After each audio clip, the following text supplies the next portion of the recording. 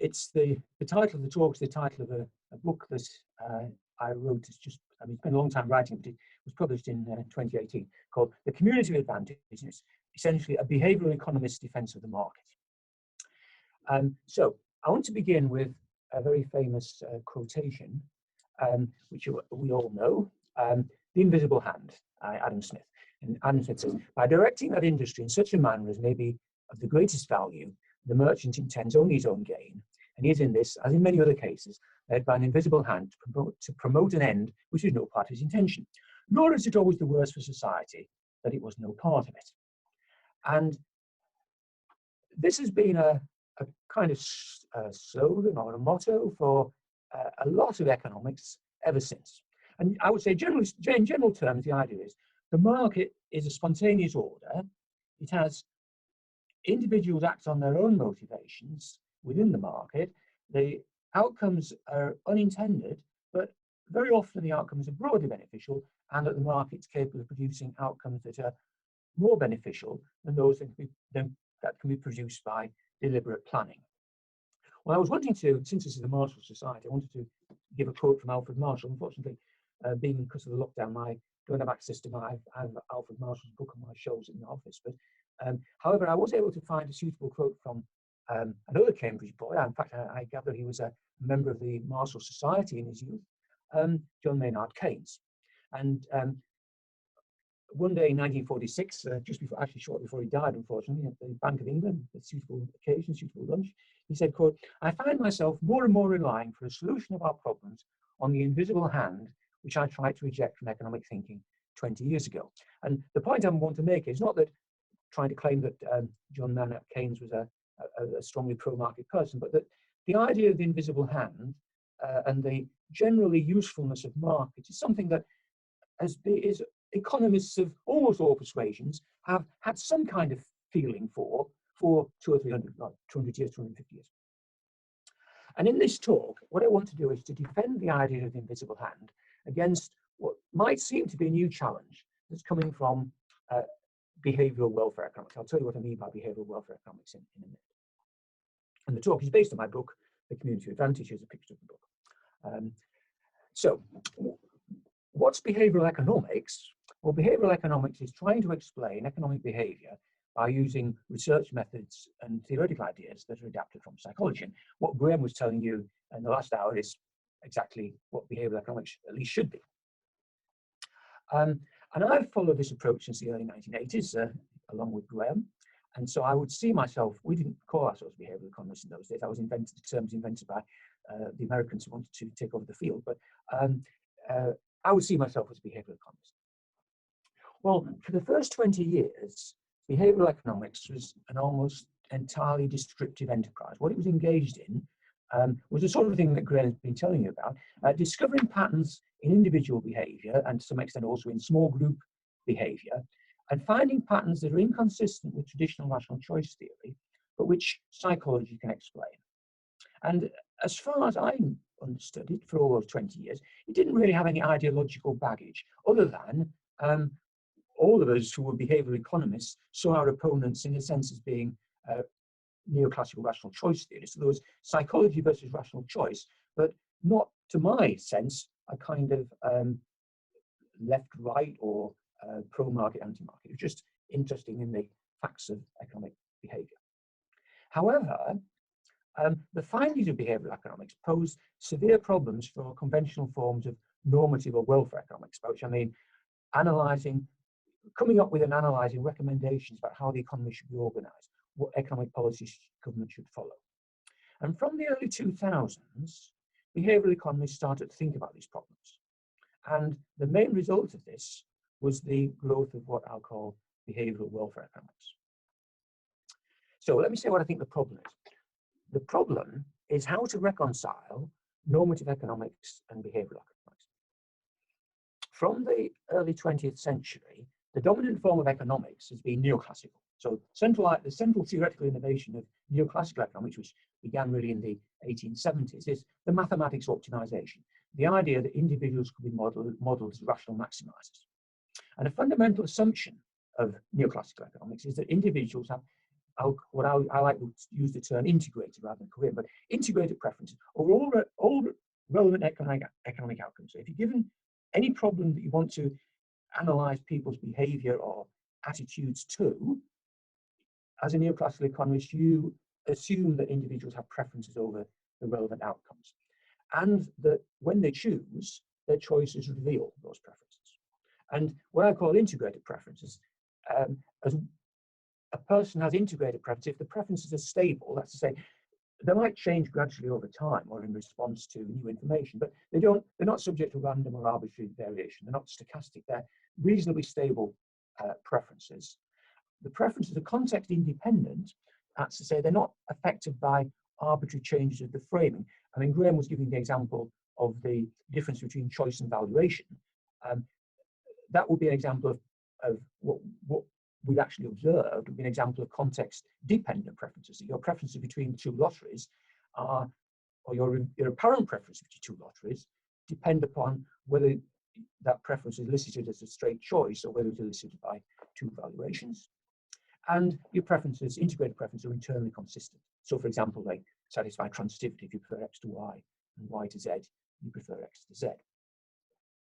And that's the descriptive end of neoclassical economics. The neoclassical welfare economics uses the satisfaction of those preferences as the normative standard. So what counts in neoclassical economics, we're trying to maximize social welfare. Social welfare is treated as being some kind of aggregate of individual welfare, and individual welfare is treated as the satisfaction of their preferences. Now, the great problem is what behavioral economics is showing, behavioral research is showing, that individual choices often don't reveal integrated preferences. Here's a typical example, one of my favorite experiments, which was run by Daniel Reed, who's a colleague of Graham's and Neil's at Warwick, and I think her name, well, I know what her name is, but let's call it Van Leeuwen, a Dutch lady, in 1998. Anyway, their experiment, which I think was carried out in Amsterdam and possibly Rotterdam, they experimenters approached office workers, and they approached them 2 times of day. One time of day was just after lunch, and the other time of day was late afternoon. And they approached the office worker and said, well, we're going to come around in a week's time, and we're going to offer you a snack. And it will be free. It's a free snack. We're coming around in a week's time. The time at which we're going to come, and they say in some of the experiments, the treatment was, we'll be coming at, say, 2 o'clock in the afternoon in a week's time. Another might say we're coming on at 4 o'clock in the afternoon. But the only catch is that you have to decide now which snack to have delivered. So you give you a menu of snacks, and you say, choose the snack that you want to have delivered to you when we come back in a week's time. And some of the snacks were healthy, quote healthy, the apple, and some of them were, quote, unhealthy, like the Mars bar. But when I say unhealthy, they're actually very, in a certain sense, nutritious, but they're energy-giving nutrition. And one of the key findings was that irrespective of the time at which the snack was going to be delivered, individuals were more likely to choose the unhealthy snacks if the choice was made in late afternoon. Now, just think about that. On the one hand, there's no puzzle psychologically about why that is the case. I mean, basic fact is people are hungrier in the late afternoon. So thoughts about, I mean, obviously the Mars bar has more hunger satisfying properties, and the apple has sort of more refreshing kind of properties. So thoughts about hunger satisfying properties of food are more salient to people who are hungry. I mean, we all know that, and evolutionarily, it's exactly what you'd expect, that your feelings would direct you towards the appropriate actions. So if your stomach is short of food, it generates the sense of hunger. The sense of hunger directs your attention to the sort of things that might satisfy it. So there's no surprise to it psychologically. However, if you think about it in terms of rational choice theory, it doesn't seem to be a good reason at all. Because if someone comes to me at 2 o'clock on a Monday afternoon and says, right, we're going to come to you, we're going to come back next Monday at 4 o'clock in the afternoon, or next Monday, so we're going to come back, better to put you around. Suppose they come to me at 4 o'clock in the afternoon on Monday afternoon and say, we're going to be coming around tomorrow, next week at 2 o'clock, which snack would you like to have? And I say, oh, Mars bar. it seems as though the reason I'm saying Mars bar is because it's late in the afternoon today. But I mean, it can't be lack of information, because everyone knows the Mars bar and apple are, and everybody's lived for many, many years. Every day they've had fluctuating hunger. So everything about this situation is predictable. But, and this is the crucial point, in one sense, you might say, well, this is irrational, but actually it's an inconsistency. It's a non-integrated preference. Your preference between what snack to have in a week's time is dependent on the time of day you ask the question, even though the time of day seems irrelevant. At the same time, there's no rational answer to whether you should have a Mars bar or an apple at 2 o'clock in the afternoon. There's no rational answer to whether you should have a Mars bar or an apple at 4 o'clock in the afternoon. So it's not that either of those choices are irrational. It's just that they're context dependent. And many, many behavioral, quote, anomalies have this context dependent structure. I won't go into these, but if you know about them, the endowment effect, hyperbolic discounting, anchoring effects, difference between choice and valuation, the Allais paradox. These are all context dependent. And indeed, if you remember back to what Graham was saying in the Allais problem, you have a choice between two gambles. There's no rational answer to the question, which of these two gambles should you prefer? It's just that there's an inconsistency, according to expected utility theory, between the answer you give to one problem and the answer you give to another. So the problem is, the normative problem is, if individuals don't have integrated preferences, how can preference satisfaction be the normative standard? And in behavioral economics, there's now a consensus in favor of a particular response to this problem, which goes, I mean, this is obviously like all areas of academic life. Everyone has their own favorite position, and some people have, but broadly speaking, these are pretty close to synonyms: libertarian paternalism, asymmetric paternalism, soft paternalism, behavioral welfare economics, and I'll use the term behavioral welfare economics. But behavioral welfare economics was launched in 2 manifestos in 2003. Actually, I mean, I think this is coincidence, but they are remarkably similar.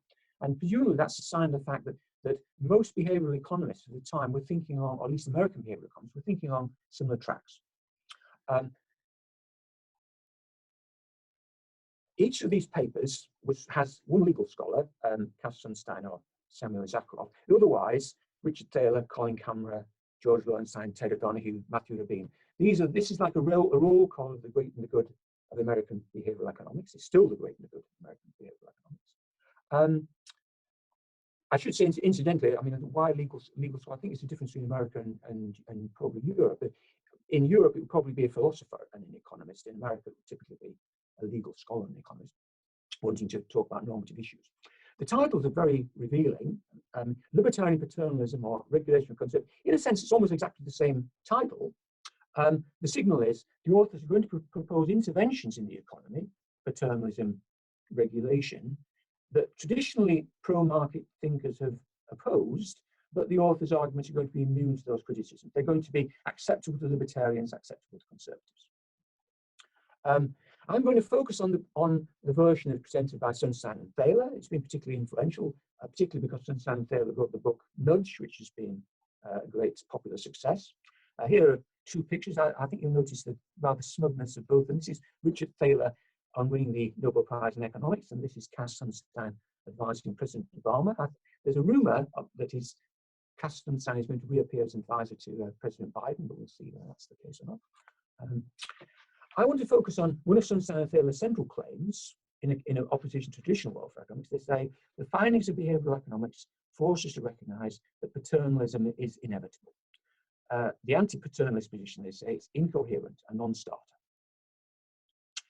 Their favorite example, I'm sure 90% of you will have come across this already, the cafeteria. They say, consider the cafeteria at some organization. So here's a picture. You'll see why later why I use this picture. Actually, this is the cafeteria at the University of East Anglia in 2010. It's been reconfigured again since then, and that's an interesting point. But in the cafeteria, customers proceed along a line. They choose food items from a display till they reach a checkout. According to Sunstein and Thaler's story, the cafeteria director notices or learns from behavioral economics that given items are more likely to be chosen if they're placed earlier in the line, in more prominent positions, basically. So on the basis of current medical knowledge, she takes the judgment that most customers will be better off if they ate fewer sweet desserts and more fruit. So the question is, which should you put in a more prominent display on the counter the fruits or the desserts.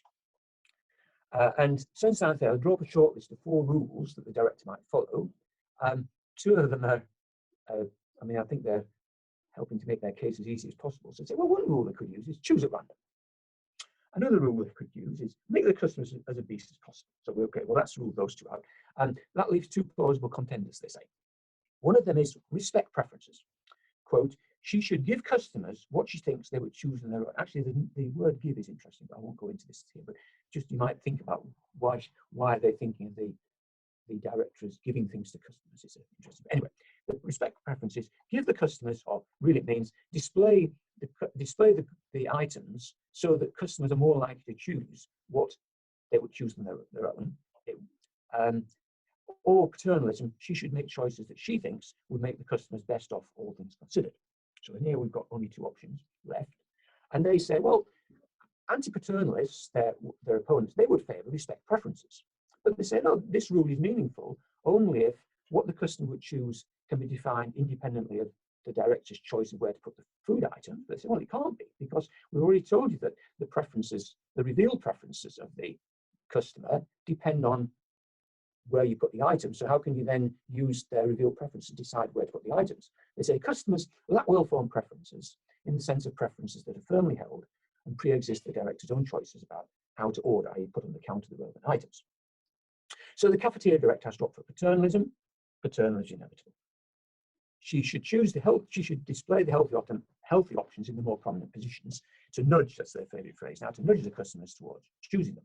And if you look here, this is the reason why I like this picture, because there was a brief period, I mean, it's only probably lasted for about 2 or 3 years, when but shortly after the publication of Nudge, when the UEA cafeteria was organised, actually, here's where you come in, and look what's there, there's another picture here, as you come in. It doesn't look, actually, it's not a very convincing display, it doesn't look very attractive, but nevertheless, the first thing you see along the line are the bananas, the oranges, and the apples. Anyway, interestingly, the short list of the rules the director didn't include choose the display that maximises profit, which you might think, well, actually, this is what in the markets you'd think would be going on. That if you were in charge of running a cafeteria, a profit-making cafeteria or a commercial cafeteria, you would choose the display that maximises profit. Well, in that, I was quoting the original paper. In the Nudge version of the story, the Nudge paper, they change it in 2 ways. One, which is cheating, is they set the story in a school, where of course that's just a diversion tactic, because they're not talking about nudges for children, they're talking about nudges for adults. But they say, well, maximising profit in a very grudging way. They say, well, this rule has some appeal, i.e. none. This rule has some appeal, especially if Caroline, the director, especially if Caroline thinks that the best cafeteria is the one that makes the most money. Shock horror. But should Caroline really try to maximize profits if the result is to make children less healthy, especially since she works for the school district? And a more sharper version of the same story comes Richard Thaler wrote a piece in Science in 2018 about nudges, and he says, you may know, Thaler's motto is nudge for good. And if you ever meet Thaler and he gives you a copy of his, or you take your copy of your nudge to him and ask him to sign it, you write nudge for good on it. Anyway, Thaler says, helpful nudges abound, good signage, text reminders of appointments, thoughtfully chosen default options, all nudges. Yet the same techniques for nudging can be used for less benevolent purposes. Take the enterprise of marketing goods and services. Firms may encourage buyers in order to maximize profits. Shock horror, rather than to improve the buyer's welfare. So the thought is that although profit maximization is something that might well happen out there in the real world, the suggestion is that there's something rather dubious about that. So I think you can see the kind of anti-market, what shall we say, rhetoric, dog whistle kind of thing. There's a kind of thought here of behavioral economics versus the invisible hand. So the implication is that if individuals' preferences are not integrated, the usual argument for the market, i.e. that it satisfies individuals' preferences, is invalidated, so paternalism is the only defensible response. What I want to say, yes, but is this right? Well, notice that what Sugden and Thaler are doing is they're telling the cafeteria director to nudge individuals towards the choices that are in the individual's best interests, that maximise the consumers' welfare. But how is this being defined? What do they mean by best interests? Remember that in neoclassical economics, the best interests were read off from their preferences, and people had consistent, coherent, integrated preferences. But we've already seen that they don't, or Sunstein and Thaler have already taken it for given that they don't. Now, actually, if you read the book, you'll see that they spend a lot of time discussing how people can be nudged, and very little on how the planner decides in which direction to nudge them. But if you look carefully, you can find their official position is to use a true preference criterion.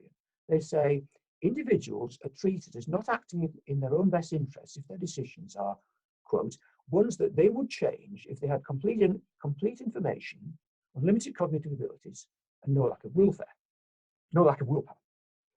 And they also note that when they talk about best interests, they say, oh, best interests are as judged by individuals' own preferences, not those of some bureaucrat. We're not Soviet central planners. We're liberals. So what we're being told is that a person has true preferences. The true preferences are the ones that would be revealed in their choices if we took a person and we could imagine this person with complete information, unlimited cognitive ability, and no lack of willpower, and then give them a choice problem, what they would choose would be what's in their true preferences as they understand. This is where we're going to measure this is how we're going to pick up their best interests, is to put people in, or try to simulate in some way what people would choose in these situations where they've got no biases. Notice the implicit assumption that true preferences exist and that they're integrated, because obviously if they're not, I mean, what was the problem? Well, the problem was that individual reveal preferences, which would traditionally be using as a measure of welfare, are context dependent. So the solution is find what a person would do if they have complete information, unlimited cognitive abilities, and no lack of willpower. This is going to be a well-defined answer, and the well-defined answer is going to be not context dependent, because if it was context dependent, we'd be back at square one. So what justifies this assumption? Why should we assume that people have true preferences that are context dependent? Now, if you think about it, what they're effectively assuming is that in the ordinary real human being, the behavioural human being, deep down inside them, there's a neoclassical rational agent. The rational agent is a sort of making optimal choices. These are the ones that we're going to retrieve because we're behavioural welfare economists. We're going to retrieve those true preferences. Those choices are somehow being frustrated by imperfections that are created by human psychology, but are external to this rational entity. And I always like to think, well, if you read the War of the Worlds, the H.G. Wells, the Martians land in Woking, just outside London, and they're fearsome beings, or appear to be fearsome beings with highly rational, very destructive powers. And actually, inside them, you can see in this picture, these sort of high-powered machines with lots of lethal weapons, and what's inside them are these little slug-like beings. And they're highly rational. These are sort of, so I think it's like the rational slug, really, the rational, inner rational slug.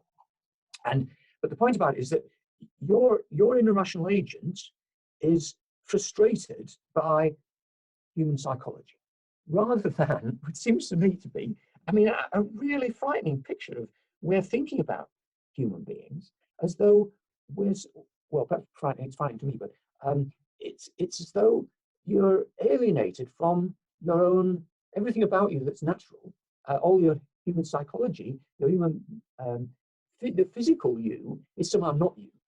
But in any case, this idea doesn't fit at all well with the methodology of behavioural economics. The concept of true preference, the idea that people have got true preferences, where does this come from? And it's come from neoclassical rational choice theory. It hasn't come from empirical psychology. And one way of seeing this is that remember that what Sunstein and Thaler are wanting to remove the effects. Sorry, what they want to do, they want to remove imperfections of information, imperfections of cognition, and imperfections of willpower. So the ideally rational agent is fully informed. It's got total cognitive power, total willpower. But what can you do with that? They're all inert without desires to act on. So think of, this is one of my mental experiments I like to think of. Think of the person, think of an ordinary person. So I'll say Joe, here's Joe. Joe comes on to Sunshine and Taylor's cafeteria, and if the cake is put in a prominent position, he buys the cake. If the fresh fruit is in a prominent position, he chooses the fresh fruit. So Joe's preferences are context dependent. So what's the cafeteria director supposed to do? Well, she's supposed to discover, well, obviously not particularly for Joe, but for people like Joe, find out what their true preferences are. So what would Joe choose if he was fully informed, had perfect cognitive powers, and no problems with willpower? What would he choose? So this is but they never remember that this, I call this man, here's this person, super reasoner. Super reasoner goes into the cafeteria. Super reasoner's got perfect information, perfect cognition, perfect willpower. On the other hand, in all other respects, if there are any, all other respects, he's Joe. Now the question is, what's he going to choose? And what good? Information, cognition, and willpower are totally inert without desires. You need desires to power you. You need to know, what am I going to do with this information? What am I going to do with my knowledge? What am I supposed to have willpower about? So, and actual desires are not matters of rationality, they're matters of psychology. You can't get out of psychology. So think about the apples and the Mars bars. Choosing a snack for a fixed time next week, I choose, if you ask me just after lunch, I'll say, okay, I'll have an apple. If you ask me late afternoon, I'll say Mars bar. I would say this isn't a cognitive limitation. It's not a lack of information. It's not a lack of self-control. It's not an error. It's just what my desires are like. It's a natural psychological response. So the idea that you can take a real human being with real psychology and remove what a rational choice theory would think of as errors and retrieve true preferences that are context dependent, that is, I think, a complete mirage, a complete myth. And indeed, if you think about it, we think about psychology. Why would psychology need a concept of true preference? I mean, we've got a concept of preference of context dependence, so we can predict that how the context affects the choice. If you ask them early afternoon, they choose apples. At late afternoon, they choose Mars. We've got a psychological explanation for this. Everything there, nothing in the psychological explanation requires the concept of what you truly prefer. It's just a concept that doesn't belong in psychology. So I think this is, and indeed, I have to say that when Sunstein and Thaler and Cameron and et al. Brought out this approach, the behavioural welfare economics, although, I mean, my immediate thought was, this is not behavioural economics. This is kind of selling the past in a way that we behavioural economics. I thought I'd always maintained that, you know, it was the neoclassical critics who said, oh well, this isn't real. These are just errors. If it's not really very interesting that people behave in this way, because these are just errors, and with right incentives and with experience, people won't behave. They'll behave like neoclassical rational agents. And I thought we behavioral economists would say, no, you're missing the point. This isn't error. This is psychology. And so I thought this was not really behavioural economics. Although I must say that when they read what I was doing, they thought what I was doing, not behavioural economics. Anyway, what's the alternative? I don't want to. I mean, I think it's more really important to just get on with what's wrong with theory to stand. But just very briefly, the fundamental, and if you want to know more, you should read my book. What's the alternative? Well, the fundamental problem is that behavioural and neoclassical welfare economics are both interpreting the invisible hand argument as claiming that markets are effective as a means of satisfying individuals' given preferences. So the implication, if people don't act on integrated preferences, the invisible hand argument breaks down. In contrast, I mean, James Buchanan, another person who won the Nobel Prize in economics, who's been a major influence on my work, a long time back, 1964, he wrote a paper called "What Should Economists Do?" And he said, this is a quote I always liked, he says, the market is not a means towards the accomplishment of anything. It is instead the institutional embodiment of the voluntary exchange processes that are entered into by individuals in their several capacities. That's all there is to it. It's not a way of achieving anything. It's the institutional structure in which people exchange voluntarily. So what the market provides are opportunities for voluntary exchange. And in my parallel to those two manifestos, I wrote a paper in 2004 about opportunity, the opportunity criterion, and I argued that in an equilibrium state of a competitive market, even if you throw away all thoughts about coherent preferences, instead of being able to say, well, the equilibrium state of a competitive market is optimal, you could say it provides all feasible opportunities. All feasible opportunities are made available to the individuals who will be parties. So I don't want to get into, the detail of this gets quite complicated, but the important point is to think that you might think of the market as an institution that provides opportunities for voluntary exchanges without mentioning the concept of preference at all, and therefore without needing to have the idea of rationality. Now, when I put this argument, and by now, since it's 15 years, 16 years, 17 years ago, I've defended this lots of times, and it's been criticized lots of times. And one of the usual criticisms say, yes, well, but why is this property of markets a good thing?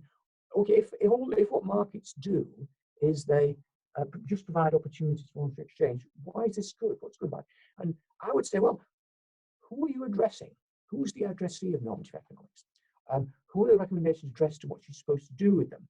And implicit in neoclassical behavioral economics is the picture of the social planner, the policymaker, the legislator, the choice act. The idea is that we economists are addressing a social planner. And then we have to imagine the social planner is benevolent, unconstrained, and receptive to advice. So basically, we're assuming that we're thinking of ourselves as giving advice to a benevolent autocrat who wants to listen to our advice. We're assuming that we economists are the favoured advisors of benevolent autocrats. It's not an assumption about how the world really is, or even about how it ought to be. It's a convention of economic writing.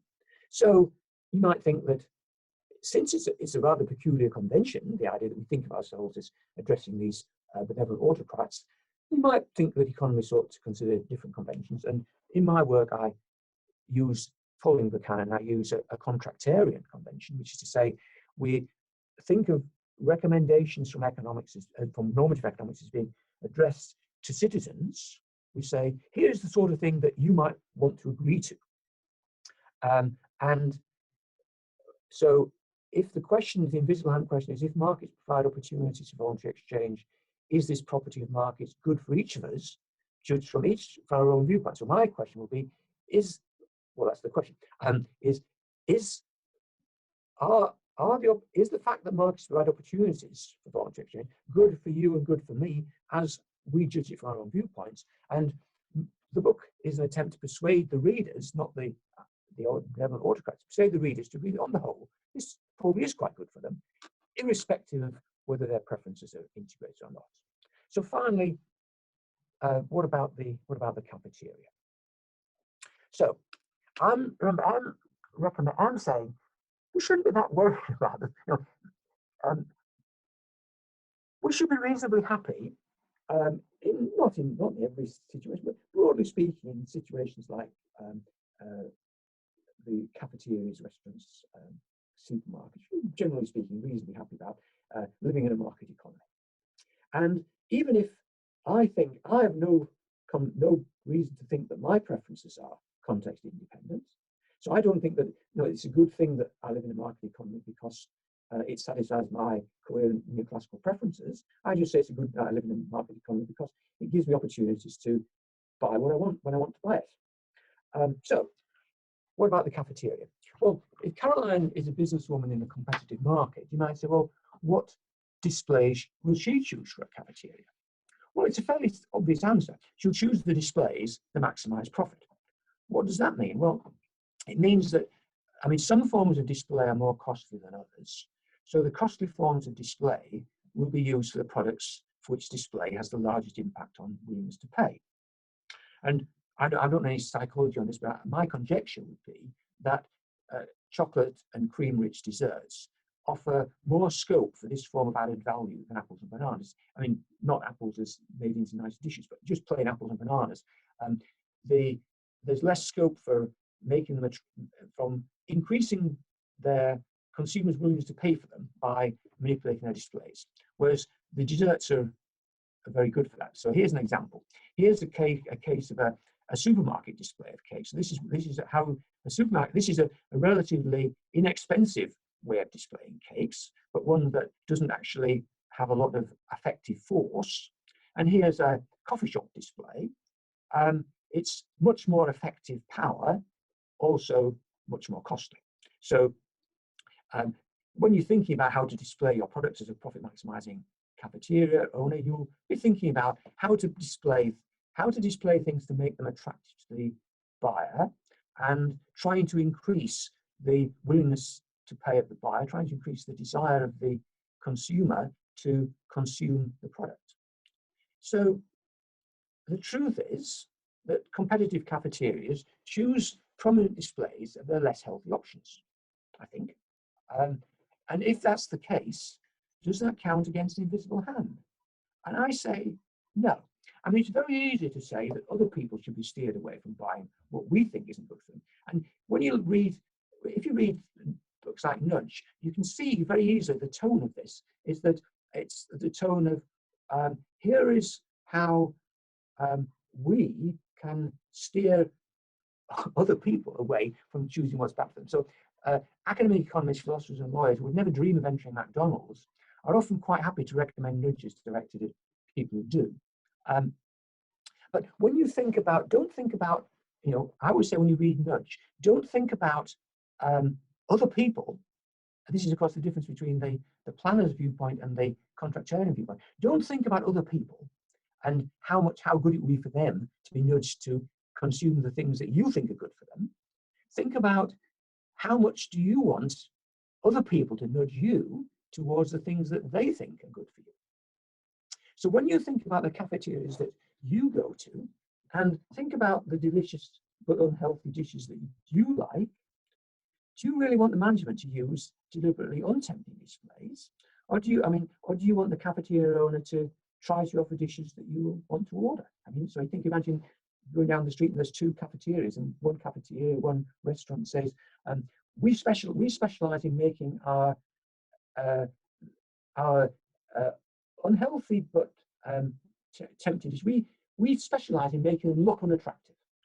We put them on slightly chipped dishes, and we use unattractive colouring to them. And so we try to make our attractive dishes look unattractive. And we try to, and the other one says, we try to make our everything we sell look as attractive as possible to you. And I say, well, which cafeteria would you go to? Well, it's up to you. But myself, I would go to the cafeteria that tries to make its dishes look. And indeed, I would go in general. I want it to be the case that other people are making offers to me that would be attractive to me. So I would say, when Caroline chooses the prominent displays for less healthy options, she's making money. That's part of her job. She's making money. But the way in which she makes money is to seek out voluntary transactions with customers. She's trying to offer them what, when they see it, they will want to buy. That's what being an entrepreneur is about. And so I would say, well, here's my representation of the invisible hand. The market is a mechanism, procedure, institution that allows each of us to get what we want and are willing to pay for when we want it and we're willing to pay for it. And that seems to me, it always surprises me that people think, oh, that's horrible, that's terrible. Isn't it terrible to think that the market is trying to do this? But it seems to me that on the whole, that's not such a bad thing. If you're saying, I mean, the standard neoclassical economics has a concept of market failure. And what behavioural economics has done is expanded the concept of market failure, I think. So I would say that the underlying concept of market failure that's in neoclassical, I think broadly speaking, is correct. So things like externalities, public goods, collusion amongst firms. So there's a sort of standard checklist of forms of market failure, and the approach that I would take would also regard those as being market failures. What behavioural economics has done is claimed that there's also market failure when it's really individual failure. It's the failure of individuals to behave according to neoclassical theory is what behavioural economists call the new form of market failure. I would say the opposite, actually. I think when you say me, I mean, I would have thought that, in a sense, the kind of behavioural economics that's used by Sunstein and Thaler, I think, in a way, does have a negative view of human nature, because it's saying that it's like it's philosophers call a dualist view. There's a true you, which is somehow divorced from human nature. It's not really human. This is the rational, the reason with a capital R. You know, but human nature is imperfect. The picture that they're giving is of human nature, insofar as it's embodied and psychological, is on the whole, or at least it's a source of errors.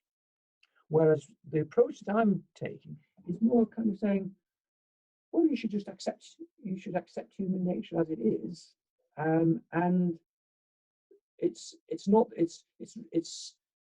neoclassical. What neoclassical theory? It's neoclassical theory that's at fault, not human nature. Human nature is what it is.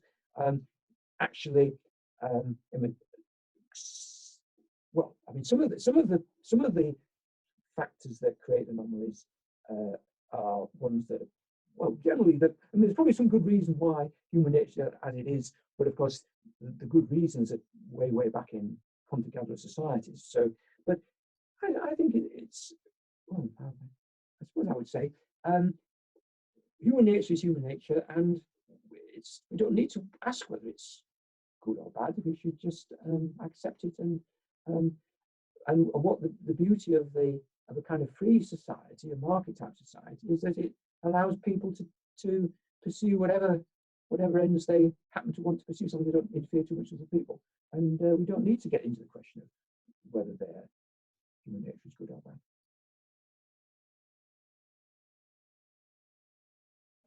Of the people who criticise behavioural welfare economics, there are two lines. There's a kind of line that I'm taking, and the kind of line you're taking is, well, the planners are just as imperfect as everybody else, so why trust the planners to do a better job?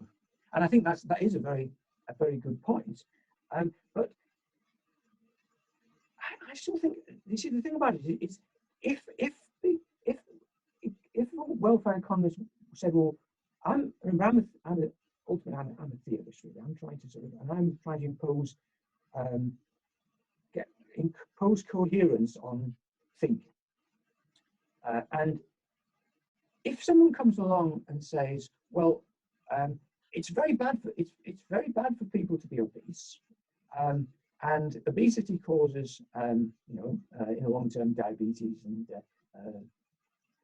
early death and so on, and it would be a good thing for them if they went on diets. And therefore, because I think that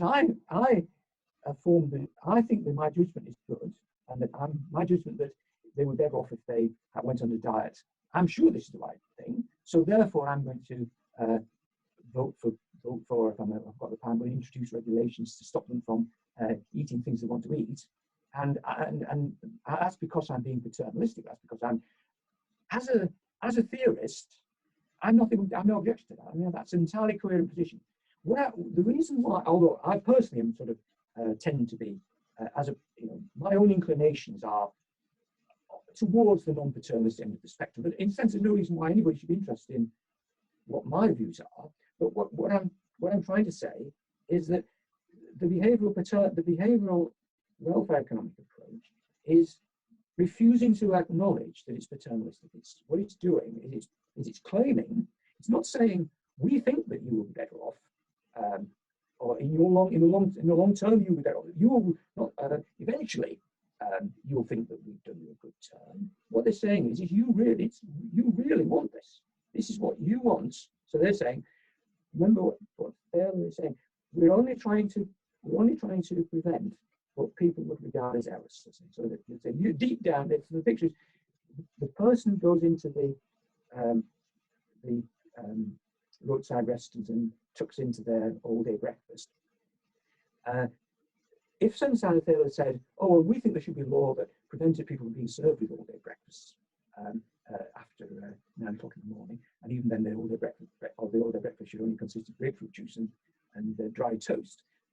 I've got, as a theorist, I say, well, that's a coherent position. But if you say, well, these people are sitting there in their restaurants eating their all-day breakfast, really, they don't want this. This isn't what they want. It's only because they can't resist the temptation.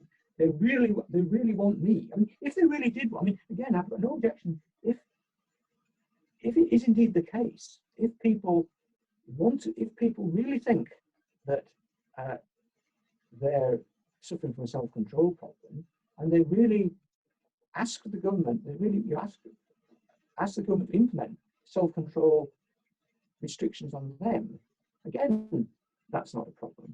What I'm trying to say is, I think that there's something disingenuous in this approach of proposing behavioural policies, appealing to the reader's sense that these are the things that will be good to impose on other people, and not coming clean and saying we're being paternalist. They're saying, yes, we're only doing what we want. And I'm saying, well, think of the alternative. Think what a free society. Think what it means to live in a free society, and perhaps it's not such a bad thing.